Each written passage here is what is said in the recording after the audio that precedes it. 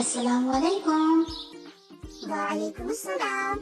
अस्सलाम अलैकुम बच्चों, आज हम सूरत फलक पढ़ेंगे। بسم الله الرحمن الرحيم. قل أعوذ برب الفلق من شر ما خلق ومن شر غاسق إذا وقب ومن شر النفاثات في العقد ومن شر حاسد إذا حسد. आप अपना सबक याद करना ना भूलिएगा। एक दफा फिर हम सब मिलकर पढ़ते हैं।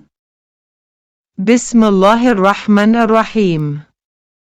قل أعوذ برب الفلق من شر ما خلق ومن شر غاسق إذا وقب ومن شر النفاثات في العقد ومن شر حاسد إذا حسد.